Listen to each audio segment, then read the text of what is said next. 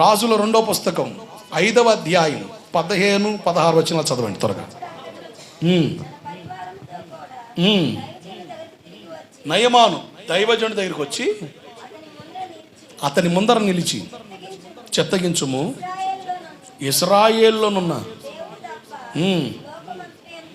ఒక అన్యుడు చెప్తున్నాడు, ఇశ్రాయేలులో ఉన్న దేవుడు తప్ప లోకమందున్న మరి ఒక దేవుడు లేడని నేను ఎరుగుదును.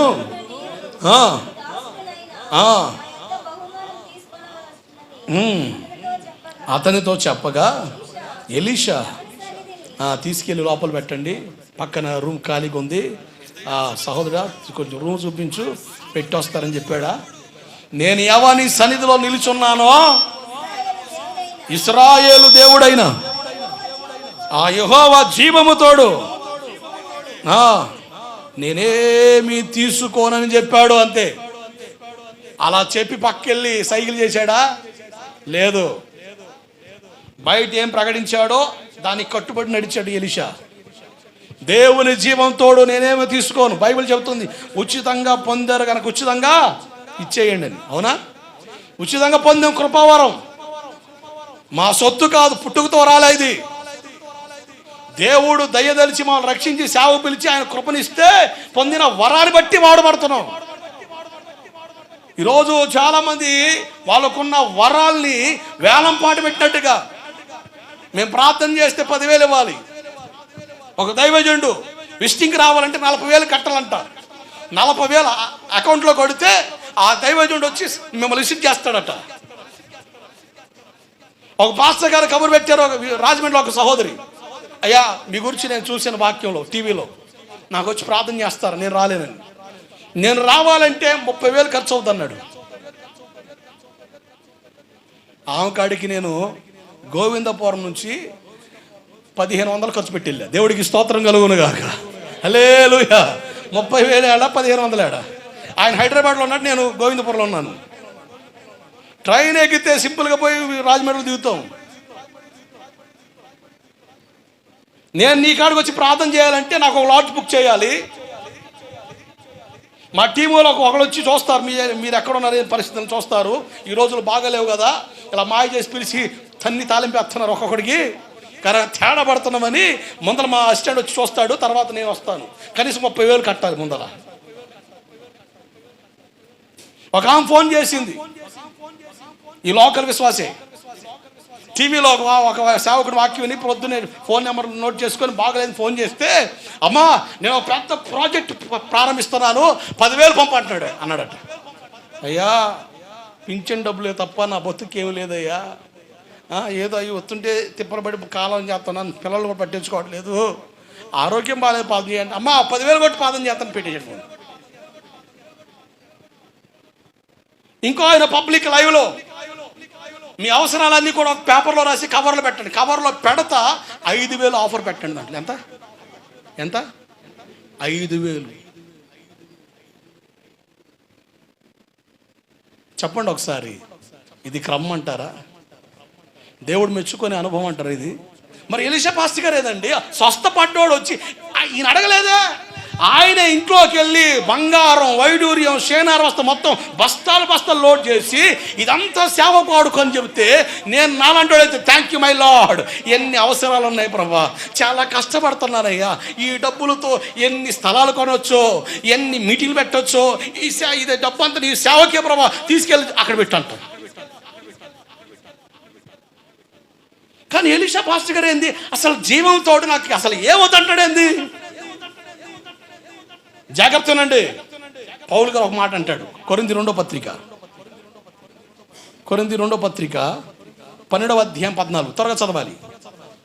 కొరింథీ 2వ పత్రిక 12వ అధ్యాయం 14 వచ్చిన, ఇదిగో 3వసారి నేను మీ వద్దకు వస్తున్నాను,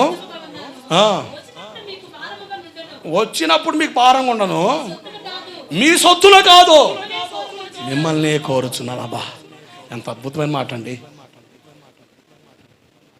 పౌలు గారు వస్తున్నారా? ఆయన రావడానికి ఖర్చు ఎంత అవుద్ది? ఆయన ప్రయాణానికి టికెట్ ఎంత? ఆయన ఎక్కడ ఉంటాడు? అమ్మా మీ కానుకను కోరట్లే, మిమ్మల్ని కోరుతున్నాను నేను. ఈ బలిపీఠం మీద చెప్పి నిలబడి చెప్తున్నా ఒక దైవజనుడిగా, ఇన్ని సంవత్సరాల సేవలో కానుకను రూపాయిని ఆశించి దాని మీద మనసు పెట్టి నేను ఎప్పుడు సేవ చేయలేదు. ఇప్పటి కూడా చెప్తున్నాను, ఆదివారం సందా అది నీ ఆశీర్వాదం, నా ఆశీర్వాదం కాదు. నేను నిన్ను కోరుతున్నాను కానీ నీ సందా కోరట్లేదు. నేను దేవుడికి స్తోత్రం కలుగునగాక. అది నీ ఆశీర్వాదం, నేను నిన్ను కోరుతున్నాను. నాకు నువ్వు కావాలి. పరలోకంలో మా కిరీటం, మా ధైర్యం, మా ఆస్తి, మా ఆశీర్వాదం నువ్వు పంపే కాను కాదు. పాస్టర్ గారు ఆదివారం ప్రార్థన రావడం కుదరట్లేదు, సందా పొందరు. ఎవడు కావాలి సందా? నువ్వు కావాలి.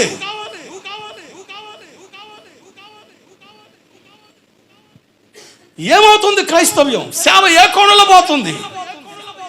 మేము ఏమి నేర్చుకుంటున్నాం దేవుడి దగ్గర?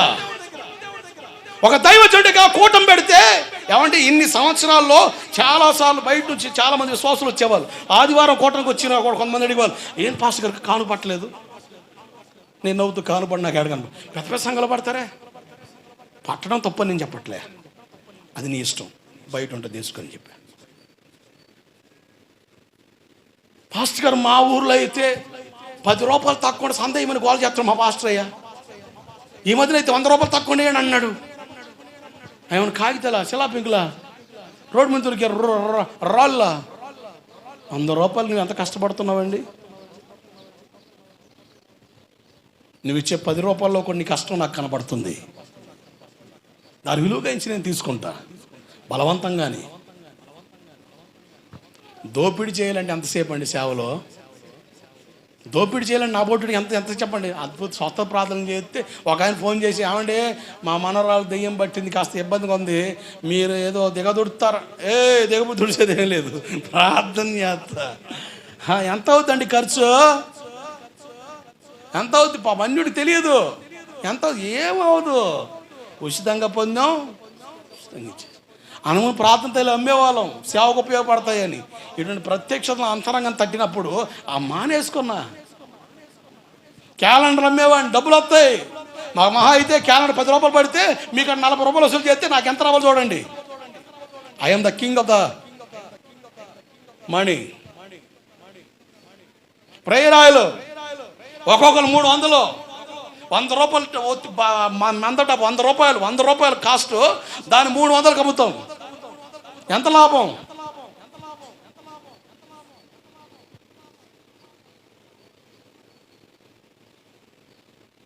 ఎలీషా పాస్టర్ గారిలో నాకు ధనాపేక్షత కనబడలేదు. నాకు ఆ మాట నేర్పిన పాఠం ఏం తెలుసా? డబ్బును మేము ప్రేమించకూడదు, డబ్బును మేము ఆశించకూడదు. డబ్బు దేవం సార్, ఇప్పుడు ఉంటుంది రేపు పోద్ది. డబ్బును ప్రేమించకూడదండి. ఒక పాస్టర్ గారు ఏడుతున్నాడు. జ్ఞానయ్య గారితో అన్నాడట, అయ్యా ఓ తల్లి సంఘాన్ని మానేసింది అయ్యా, ఆమె రావాలని ప్రార్థన చేయి బాబా, ప్రార్థన చేయి బాబా, ప్రార్థన చేయ బాబా అని. నేను పొద్దాలు చెప్తుంటే ఈ జ్ఞానయ్య గారు పక్కన ఏందయ్యా ఆమె ఎవరో రావట్లేదు, తెగ ఏడుతుంది మీ పాస్టర్ అని. ఆమె వారం 1000 రూపాయలు సంద ఎత్తదండి. ఏం పోయిందని? 1000 రూపాయలు పోయిందని ఏడుపు. ఇప్పుడు మనిషి పోయిందని కాదు.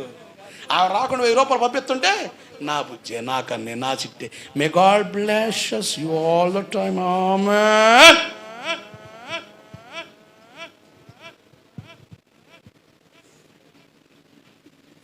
పౌలు చెప్తున్నాడు, నేను సొత్తును కోరట్లే, మిమ్మల్ని కోరుతున్నాను.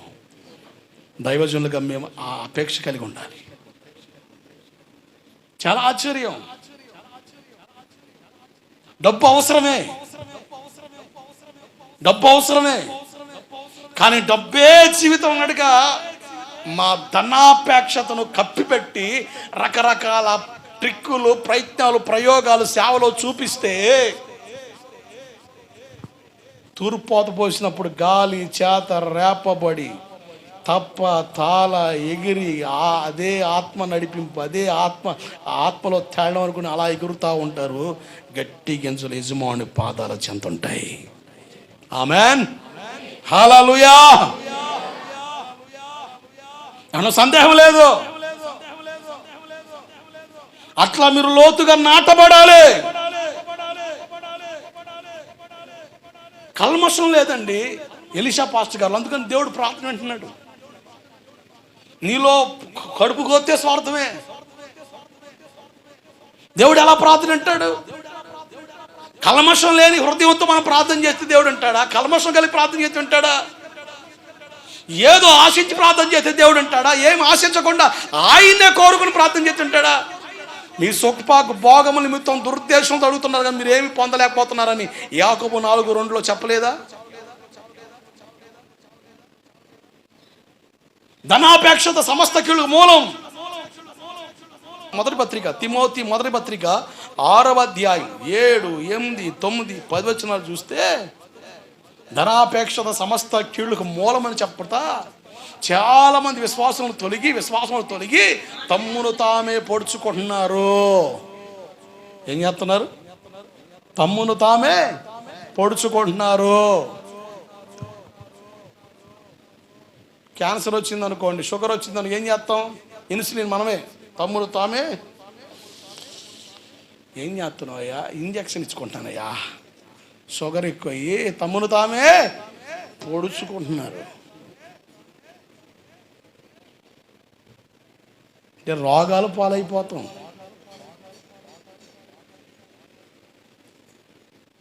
ధనాన్ని కాదు మేము కోరుకోవాల్సింది, మేము కోరాల్సింది మిమ్మల్ని. అసలు ఎలీషా పాస్టర్ అట్ట చెప్పగలిగాడండి? అంత డబ్బు, అంత బంగారం, అంత వైడూర్యం. అసలు ఎప్పుడు ఫోన్ చేసిన నయమాన్ గారు పాస్టర్ గారికి అకౌంట్లో వేసేస్తాడు. సార్ నయమాన్ సార్, మా పాస్టర్ అయ్యి చెప్పాడు మీటింగ్స్ జరుగుతున్నాయి, మీరు కొంచెం సహాయం చేయాలి. ఎనీ టైం ఫోన్ చేయి. అయ్యా ఇదే కాదు, ఇక నుంచి నేను మీ వీరాభిమాని, పో మీకు ఎంత కావాల్సిన ఫోన్ చేయండి, దేవుని పని కొరకు ఎంత ఇస్తా. జాగ్రత్త. బైబిల్ చెబుతుంది ధన అపేక్ష మాకు ఉండకూడదు.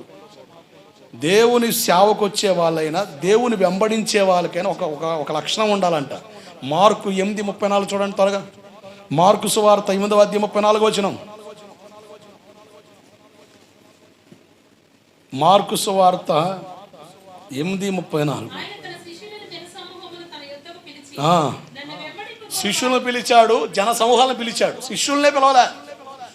అంటే జన సమూహానికి విశ్వాసులు కావాలి, శిష్య బృందానికి కూడా కావాలి. చెప్పండి. నన్ను వెంబడింపగోరువాడు తనను తాను ఉపేక్షించుకొని తన సిలువనెత్తుకొని నన్ను ఉపేక్షించుకోవాలి, అపేక్షించకూడదు. మనలో ఉపేక్ష ఉండాలి కానీ అపేక్ష ఉండకూడదు. ఉపేక్ష ఉండాలి, అపేక్ష ఉండకూడదు, ఆశించకూడదు. మనం వదులుకోవాలి దేవుని కొరకు, దేవుని కొరకు విడిచిపెట్టాలి కానీ ఆశించరాదు. అపేక్ష కాదు, ఉపేక్ష. తన్ను తాను ఉపేక్షించుకోవాలి. ఆదివారం చర్చికి వస్తుంటే బయలుదేరుతావు, ఎవడో ఒకటి అర్జెంటుగా ఇదిగో వాతావరణం తేడా ఉంది, వచ్చి కాస్త పొలంలో పనులు చేస్తే ఈ ఒక్కరోజు చేస్తే నీకు అదనం ఇత్తనం అంటాడు. అంతే. యేసు రక్తమే ఆమె హల్లెలూయా అని బైబిల్ ఆడబయటేసి వెళ్ళిపోతాం. అరక్కు లేకపోతే ఏంటి క్యారెట్ రెడీ చేసి వెళ్ళిపోతాం అటు. అపేక్ష ఉపేక్ష. చెప్పండి, మాటలు పోయినాయండి. మాటలన్నీ మా ఇంట మామిడి భోజనం, మీ ఇంటని చూస్తున్నారు మీరు. అపేక్ష ఉండకూడదు, ఉపేక్ష ఉండ. వదులుకోవాలి దేవుని కొరకు. వదిలిపెట్టేవాడు శిష్యుడా, పోగు చేసుకునేవాడు శిష్యుడా? మీరు బైబిల్ చూడండి, క్రీస్తు కొరకు వదులుకున్న వాళ్ళే భక్త జనముగా పిలవబడ్డారు. ఆశించిన వాళ్ళు అడగంటిపోయారు కానీ పైకి రాలేదు, ఎక్కి రాలేదు, ఆశీర్వాదం పొందలేదు. ఉపేక్షించే స్వభావం మనకు ఉండాలి. నేను ఎక్కడ ఈ విషయం నా అంతరంగాన్ని కట్టిన తర్వాత ఇది ప్రారంభం నుంచే నా హృదయాన్ని కట్టింది. ఎందుకంటే మా నాన్నగారు సేవకులను తిట్టేటప్పుడు వీళ్ళు కానుకల కోసం, సందాల కొరకు జనాలు మాయ చేసి జోలు వేసుకొని ఊరి మీద పడి తగలబడతారు వీళ్ళని తెగదిట్టేవాళ్ళు. మా ఏరియాలో కూడా ఆ నానుడు ఉండేది నేను సేవకు రాకముందు. అందుకనే సేవ చేయకూడదు అనుకున్నా. ఒక విశ్వాసిగా సేవకుడికి సహాయం చేద్దాం అనుకున్నా. కానీ దేవుడు సేవకు రమ్మన్నప్పుడు నేను నియమించుకుని ఏమిటంటే నేను డబ్బును కోరుకోకూడదు. ఎవరు పిలిచినా ఎప్పటికి కూడా ఎవరైనా పిలిస్తే రాను పోను నేనే వేసుకొని పోతా. దేవుడు ఏదైనా అవకాశం ఇచ్చిన బలపడితే నా కాడ ఏదైనా ఉంటే వాళ్ళ చేతులు పెట్టి ప్రార్థన చేసి వచ్చిన రోజులు నాకు ఉన్నాయి. నేనే కుబేరుడు కాదు, నాకు లచ్చలు లచ్చలు రావట్లేక నాకున్న దాంట్లోనే నేను నేర్చుకున్న పద్ధతి. ఇన్ని సంవత్సరాల సేవలో ఏ కోటనికి వెళ్ళినా ఖచ్చితంగా కారు వేసుకెళ్ళినా, బండి వేసుకెళ్ళినా, బస్సు ఎక్కెళ్ళినా, రాను పోను ఛార్జీలు నేను చూసుకొని పోయిన రోజులే.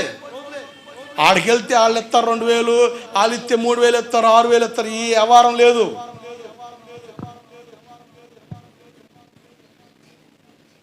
నేను కోట ముగించుకొని వస్తుంటే వాళ్ళు బలవంతంగా ఒత్తిడి చేసి బ్యాగులోనో బైబిల్లో నెడితేనే తప్ప, అయ్యాక ప్రభా దీవించిన ఆయన అయ్యి బాబోయ్ ఎప్పుడు అట్ట పట్టేసుకోవడం అంతే, మళ్ళీ ఎరకలాగేసుకుంటాడేమో ఆత్రం. ఎంత డబ్బుండుగాక ఇంకా ఏదో ఆశ.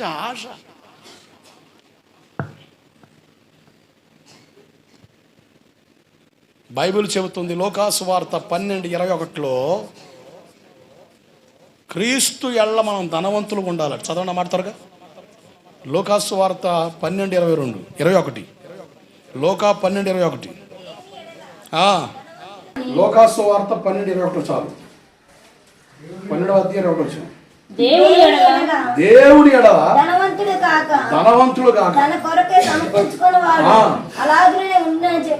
జాగ్రత్తలండి. ఆ ధనవంతుడు అట్టగా తాగసాటు పట్టి అట్ట ఉంటారు.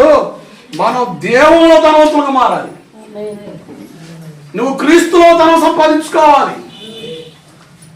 నువ్వు క్రీస్తులో డబ్బు సంపాదించుకోవాలంటే ఒక సూత్రం చెబుతుంది బైబిల్. అదే అధ్యాయం 33-34 త్వర చదవండి. లోకా 12:33-34 మీకు కలిగిన వాటిని అమ్మి ధర్మం చేయండి. పాతకెళ్ళిన సంచులను పరలోకమందు అక్షయమైన ధనము సంపాదించుకొనుడి. పరలోకంలో అక్షయమైన ధనం సంపాదించుకోండి. అక్కడికి దొంగరాడు చెమట కొట్టదు. నీ ధనము ఎక్కడ ఉండునో, నీ ధనం ఎక్కడ ఉంటుందో అక్కడ ఉంటది. నీ డబ్బు ఎక్కడ ఉంటుందో, నీ డబ్బుకి ఆధారం నీ వ్యవసాయమా, నీ వ్యాపారమా, నీ ఉద్యోగమా, నీ కష్టజీతమా, అక్కడే నీ మనసు ఉంటుంది. అక్కడే ఉంటుంది. ఏమిటయ్యా తెలుసా, దేవుడు తెలియదు ఏముందయ్యా, ఈరోజు వద్దామని నేను అనుకున్నానయ్యా, కానీ చూస్తే వాతావరణం తేడా అయిందయ్యా, పొలం చూస్తే ఎట్టుందయ్యా, అందుకని వచ్చేసానయ్యా. నీ డబ్బు ఎక్కడ ఉందో అక్కడ నీ హృదయం ఉంటుంది. దేవుని మందిరంలో ఉండదు, దేవుని సన్నిధి పట్ల ఉండదు. జాగ్రత్త. ఈ చిరు వ్యాపారాలు చేసేవాళ్ళు భలే రాబడి అయింది. చర్చిలు కాడ రాబడి ప్రార్థనే రాబడి కనుక పక్కన బడిలా పక్కన కూర్చోను ఎమ్మెల్యే సైన్ చేసే పిల్లలు అమ్ముతూ ఉంటారు. అమ్మకాలు చేస్తూ ఉంటారు. లూదియాలా ఫీల్ అవుతుంది. లూదియా కోటకు రాలేదమ్మా, అవన్నీ అన్ని రాదు. ఆడ కోటం దొరుకుతా సంగతి తెలియదు. నీ కోటం దొరుకుతూ తెలిసి కూడా ఆడకొచ్చి కూర్చుంటుంది. దేవుని మందిరంలో వ్యాపారం చేసిన సన్మానం చేసాడా, శతకమాలేడా? అంటే హలో, దేవుని మందిరంలో వ్యాపారం చేసిన సన్మానం చేసాడా, శతకమాలేడా? సొంతంగా ఆయన కొరడా పెని ఓ అకౌంట్ ఏగుతా ఉంటే రెండు ఏకమైపోయాయి. ఏది కూడా పట్టుకొడతావు, నీకు దేవుని ప్రేమ లేదంటే ఇది కూడా ప్రేమే. ఏకడం కూడా ప్రేమే. ముద్దాటం ప్రేమ కాదు, రెండు పీకడం కూడా ప్రేమే. ప్రేమలో రెండు భాగాలు ఉంటాయి చెప్పా. లాలింపు ఉంటుంది, తాలింపు ఉంటుంది. తేడా చేస్తే జాడింపు కూడా ఉంటుంది. లాలింపే ఉంటుంది అనుకోక, తాలింపు ఉంటుంది. తేడా పడితే జాడింపు కూడా ఉంటుంది. ఇవన్నీ కలిపితేనే ప్రేమ. జాగ్రత్తనండి. దేవునిలో మనం సంపాదకులుగా ఉండాలి. ఆయనలో ఐశ్వర్యవంతులుగా మారితే మనం ఈ లోకాన్ని విడిచిన తర్వాత పరలోకంలో ఉన్నతమైన ఆశీర్వాదానికి అర్హులుగా మారుతాం. దేవుడికి స్తోత్రం కలుగునుగాక. ఈ భూమి మీద స్థిరంగా ఉంటామా, పరలోకంలో స్థిరంగా ఉంటామా? పరలోకంలోనే, భూమి మీద కాదు. కనుక భూ సంబంధమైన వాటి మీద మనసు పెట్టొద్దు. అపోస్తుల కార్యం 20:35 అంటాడు, పుచ్చుకొనుడు కంటే ఇచ్చుట ధన్యకరం. పుచ్చుకోవడం కంటే ఏ పొద్దత్త మానం కానుకలు లాక్కోవడమే.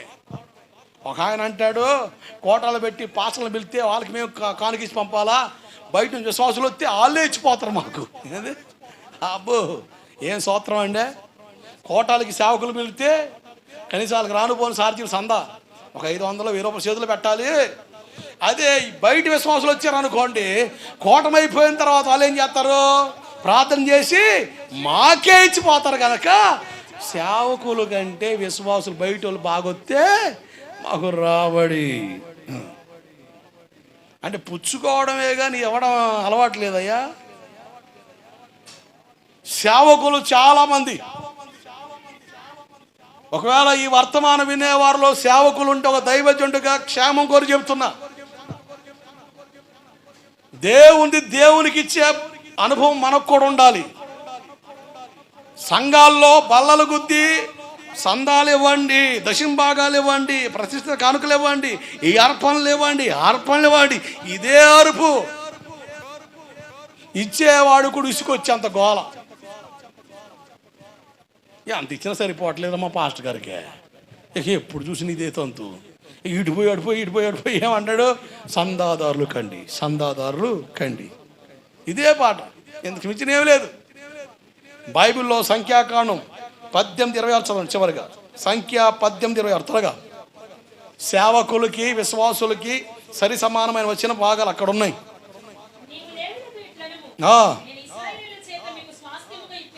మీకు స్వాస్థ్యంగా ఇప్పించిన దశమ భాగాన్ని వారి యొద్ద మీ కాడ మేము కానుకలు దశమ భాగాలు పుచ్చుకున్నప్పుడు మీరు దాంట్లో, అనగా మీరు మాకు ఇచ్చిన కానుకల్లో, సందాల్లో, అర్పణల్లో, దశమ భాగాల్లో ఆ దశమ భాగంలో దశమ భాగం తీయాలి. అంటే సేవకులు చెబుతున్నారు, అక్కడ విశ్వాసులు కూడా అన్నాడు.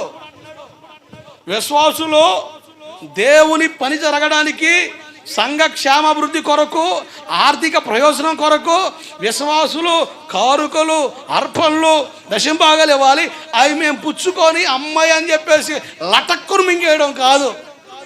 ఆ దశమ భాగాల్లో, ఆ కానుకల్లో, ఆ చందాలో మేము కూడా దశంభాగం తీయాలి. అప్పుడు మేము ఆర్థికంగా దీవించబడతాం. దేవుడికి స్తోత్రం కలుగునుగాక. దంపుడు ప్రసంగాలు చేస్తే కానుకలు రాలవయ్యా. మంత్రాలకి చింతకాయలు రాలినట్టుగా ఈ దంపుడు ప్రసంగాలు కానుకలు రాలవు.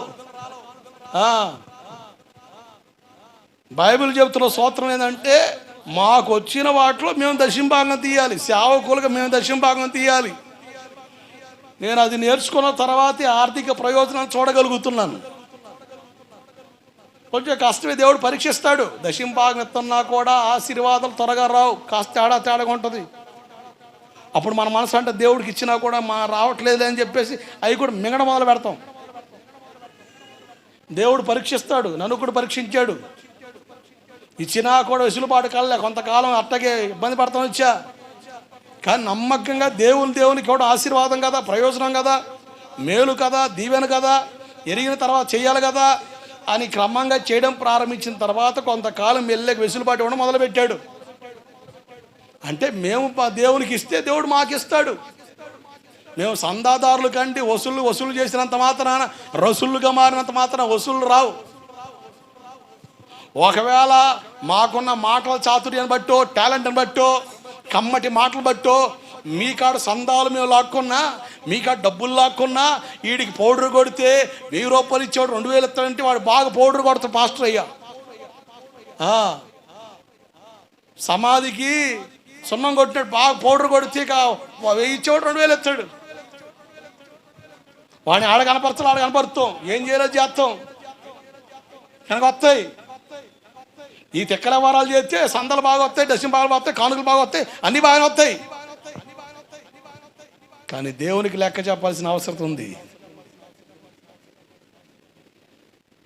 దైవ క్రమంలో పోయి దేవుని ఆశీర్వాదానికి వారసులుగా మారితేనే మన జీవితాలు దీవెనకరం మారితే మన తర్వాత తరం ప్రయోజనకరం మారుద్ది. మనం వాళ్ళకి దీవెన ఉంటాం, వాళ్ళకి దీవెన ఉంటాం. అట్లా దీవెన పాకుద్ది కానీ ఆగదు. ధనాన్ని బాగు చేసుకొని శాపం కూడగొట్టుకున్న వాళ్ళు ఉన్నారు. సామెతలు 11:28 అంటాడు, ధనం నమ్ముకున్నవాడు పాడైపోతాడంతే, దేవుడు నమ్ముకున్నవాడు బాగుపడతాడంతే. ఆమేన్. డబ్బును నమ్ముకున్న పాస్టర్ అయినా విశ్వాస అయినా పాడైపోవడమే. దేవుని నమ్ముకున్న విశ్వాస అయినా పాస్టర్ అయినా బాగుపడతాడు. జాగ్రత్తనండి. ధనాపేక్షత లేని వ్యక్తిగా ఉన్నాడు. మీరు ఎండ్లకి వెళ్ళిన తర్వాత చదవగలిగిన వాళ్ళు మీరు రాసుకోండి రిఫరెన్స్. 1 తెస్సలోనికీ పత్రిక 2వ అధ్యాయం 3, 4, 5 వచనాలు. 1 తెస్సలోనికీ పత్రిక 2వ అధ్యాయం 3, 4, 5 వచనాలు ధ్యానం చేయండి. పౌలు గారు చెప్పిన విషయాలు మీకు అక్కడ కనబడతాయి. సేవకులు ఎలా ఉండాలి, సేవకులే కాదు సంఘం ఎట్లా రిసీవ్ చేయాలి దేవుని వాక్యాన్ని అన్న విషయాలు అక్కడ చక్కగా ప్రస్తావించబడ్డాయి. తర్వాత చూడండి ఈ వచనాల్ని ఎండకెళ్ళిన తర్వాత. అంటే ఎలీషా పాస్టర్ గారిలో ధన అపేక్ష లేదు, ఉపేక్ష తప్ప. ఒక పాస్టర్ గారు వదులుకున్నాడు, ఒక పాస్టర్ గారు పోగు చేసుకున్నాడు. ఎవరు ఆయన? అప్కమింగ్ పాస్టర్ ఎవరో గెహాజీ పోగు చేసుకున్నాడు. ఏమొచ్చింది వాడికి? కుష్టి వచ్చింది. కానీ ఎలీషా చరిత్రలో మిగిలిపోయాడు. గెహాజీ చరిత్రహీనుడిగా మారాడు. జాగ్రత్త. మనం కల్మషం లేని వారుగా ఉండి దేవుని కొరకు నిలిచి వర్ధిల్లినప్పుడు ఫలిస్తాం, అభివృద్ధి చెందుతాం, దీవించబడతాం. అట్టి కృప దేవుడిచ్చును గాక.